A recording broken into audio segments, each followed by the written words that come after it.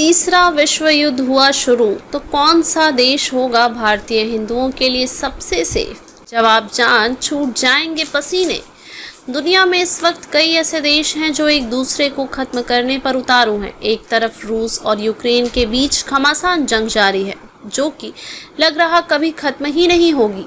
दूसरी ओर इजराइल और गाजा भी लंबे समय से एक दूसरे पर हमला कर रहे हैं। हालातों को देखकर लग रहा है कि जल्द ही लोग तीसरे विश्व युद्ध का आगाज है।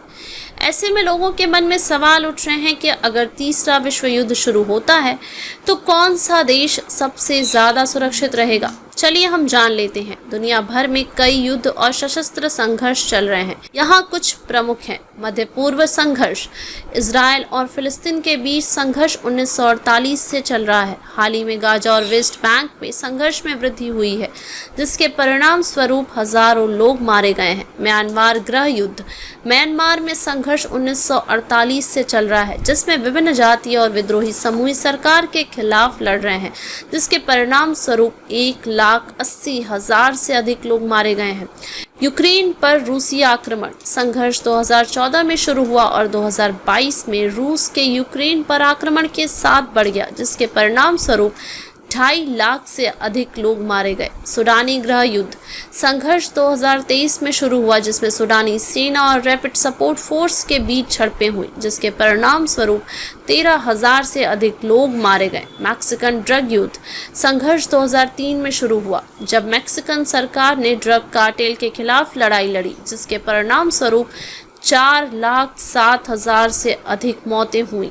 अफ्रीकी संघर्ष, अफ्रीका में कई संघर्ष चल रहे हैं जिनमें बुर्किना फासो, माली, नाइजर और लीबिया शामिल है जिनमें हजारों लोगों की मौत की खबर है।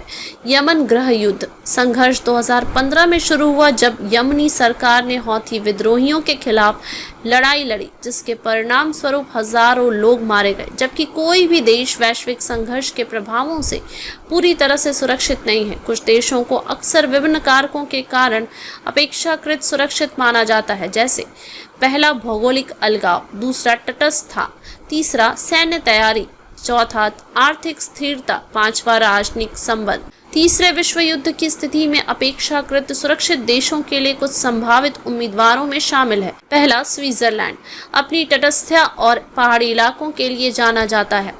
दूसरा, आइसलैंड भौगोलिक रूप से अलग थलग और नाटो का सदस्य नहीं है। तीसरा, न्यूजीलैंड दुरुस्त स्थान और राजनीतिक तटस्थता।